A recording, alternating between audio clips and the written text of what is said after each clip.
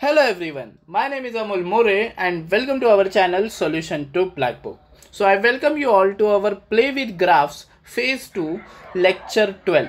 So we are studying piecewise functions in this Phase 2 and today we are going to study Signum function. But just before that, if you like our videos, please make sure to like our videos by hitting this like button. And if you haven't subscribed our channel yet, देखो यहाँ पे subscribe वाला button है, इसको भी click कर देना. And ये स्पेशली स्टूडेंट्स के लिए है. ये देखो प्लेलिस्ट वाला टैब है, इसमें जाके आप चैप्टर वाइज सारे प्लेलिस्ट देख सकते हो, ब्राउज कर सकते हो. और अगर आपको कोई स्पेशल वीडियोस चाहिए, कोई स्पेशल टॉपिक समझना है, तो आप हमें कमेंट बॉक्स में भी बता सकते हो. ओके, तो चलिए शुरू करते हैं. Signum function. तो ये सिग्नम फंक्शन है क्या? तो ये सिग्नम फंक्शन एक तरह की लाइट जैसा है, लाइट के बटन जैसा है. ओके, जैसे लाइट का बटन चालू करते ही लाइट आ जाती है, लाइट का बटन बंद करते ही लाइट बंद हो जाती है, वैसे ही सिग्नम फंक्शन कुछ काम करता है. तो सिग्नम फंक्शन एक्चुअल में उसका डेफिनेशन आप या तो मॉड एक्स बाय एक्स लिख सकते हो या फिर एक्स बाय मॉड एक्स लिख सकते हो. दोनों तरीके से आंसर तो सेम ही आता है. Okay, so f x equal to mod x by x और x by mod x is called as signum function.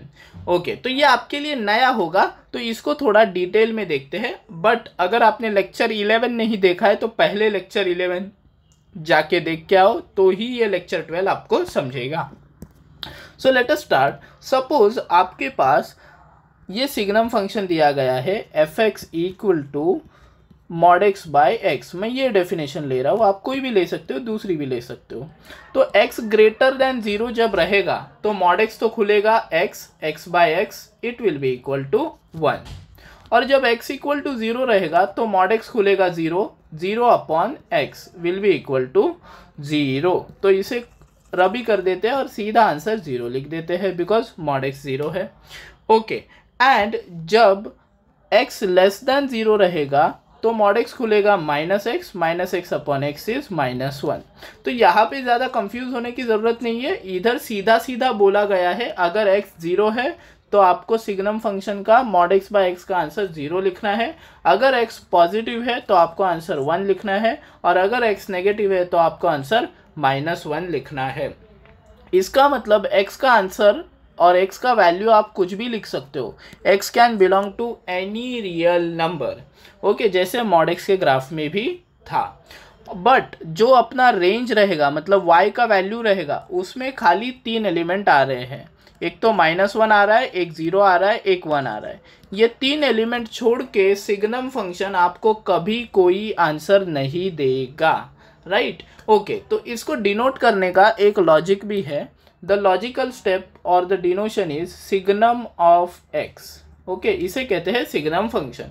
तो मैं अगर आपसे कहूँ सिग्नम ऑफ 2 क्या आएगा, तो आपको मुझे 1 बोलना पड़ेगा, because 2 is a positive number. मैं आपको बोलूँ सिग्नम ऑफ -1 कितना आएगा, तो -1 आएगा.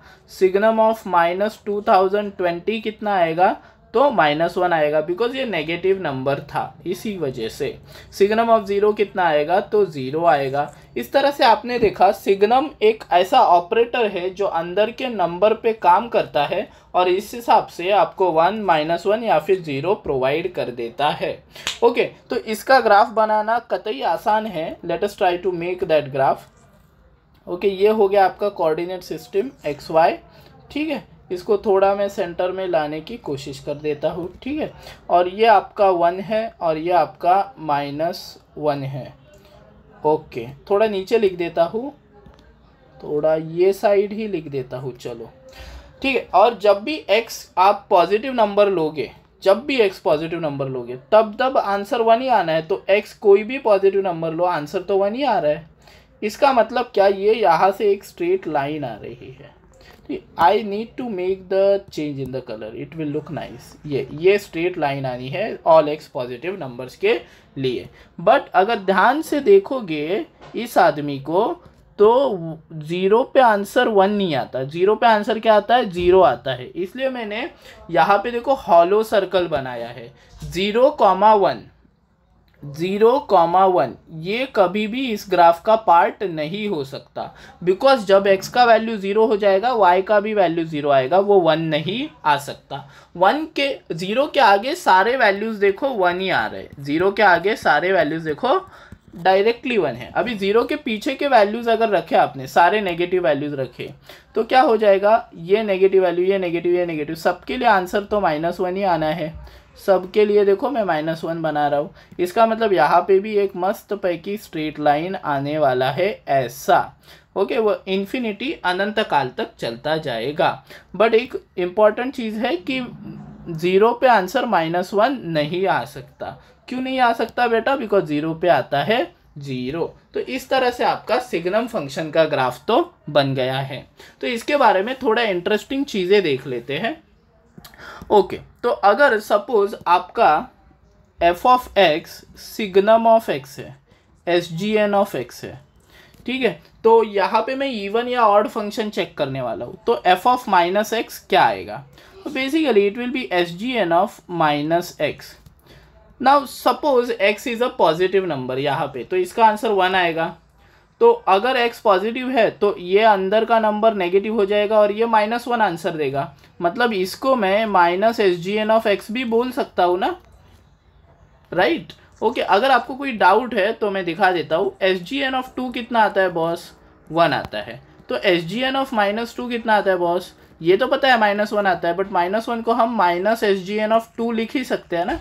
देखो अभी आपको एकदम क्रिस्टल क्लियर हो गया रहेगा कि SGN ऑफ -2 इज -SGN2। तो इस तरीके से हमने क्या देखा?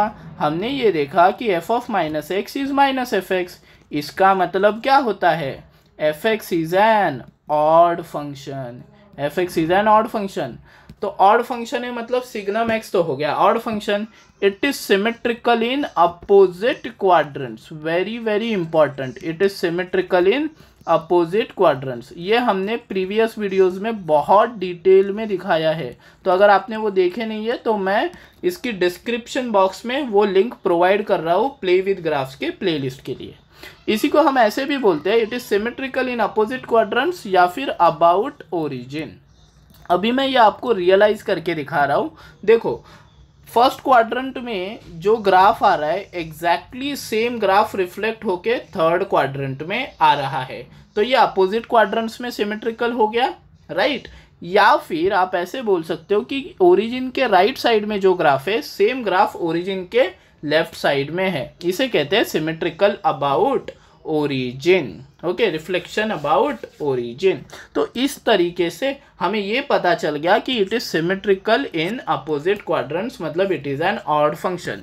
There is one more thing, अगर आप देखेंगे ये ग्राफ ना बढ़ रहा है ना घट रहा है, ठीक है, तो जब भी x पॉजिटिव है तो y का आंसर तो बढ़ नहीं रहा ना घट नहीं रहा, तो ये ना इंक्रीज हो रहा है ना डिक्रीज हो रहा है। तो ये यहाँ पे क्या हो जाएगा बेटा? कांस्टेंट फंक्शन हो जाएगा। और जब x नेगेटिव है तब भी ये आंसर y का ना बढ़ रहा है ना घट रहा है, मतलब ये क्या हो जाएगा? कांस्टेंट फंक्शन हो जाएगा। इसका मतलब इसका डेरिवेटिव कितना आएगा बॉस? डेरिवेटिव या फिर जिसे हम f' कहते हैं 0 आएगा, स्लोप 0 आएगा। स्लोप 0 मतलब क्या होता है? ना घटना ना बढ़ना, या फिर इसको ऐसे भी कहते हैं tan थीटा इक्वल टू 0। तो थीटा क्या आ गया बेटा? 0 डिग्री। इसका मतलब इस लाइन का x एक्सिस के साथ कितना एंगल है? 0। इस लाइन का x एक्सिस के साथ कितना एंगल है? 0 या फिर 180 डिग्री, डज नॉट मैटर। दोनों ही केस में ये एक तरह का कांस्टेंट फंक्शन हो जाएगा। तो इस तरह से इस वीडियो में हमने क्या क्या देखा? इस वीडियो में हमने देखा कि सिग्नम फंक्शन का डेफिनेशन जो है वो कौन सी चीज़ पे बेस करता है। It is based on mod x upon x। फिर हमने देखा सिग्नम फंक्शन की जो रेंज होती है उसमें -1 0 1 आता है। फिर हमने देखा सिग्नम फंक्शन एक तरह का ऑड फंक्शन है, सिमेट्रिकल अबाउट अपोजिट क्वाड्रेंट्स या फिर ओरिजिन। और हमने देखा कि सिग्नम फंक्शन एक बटन की तरह है, जैसे बटन चालू होता है तो लाइट आती है, बटन बंद होता है तो लाइट चली जाती है, सेम तरीके से अपना सिग्नम फंक्शन काम करता है। आई होप आपका ये कॉन्सेप्ट बहुत ही ज़्यादा क्लियर हो गया रहेगा, एकदम क्रिस्टल क्लियर हो गया रहेगा। अगर आपको ये वीडियो पसंद आई है तो प्लीज़ हिट करना लाइक बटन जो यहाँ पे मैं दिखा रहा हूँ, राइट। और अगर आपने अभी तक सब्सक्राइब नहीं किया है चैनल, तो चैनल को ज़रूर सब्सक्राइब कीजिए एंड ये प्लेलिस्ट आपके हेल्प के लिए है ही। So this is it for today. अगर आपको वीडियो अच्छा लगे तो बार बार आते रहिए। Okay, this is Amol More saying bye bye to you.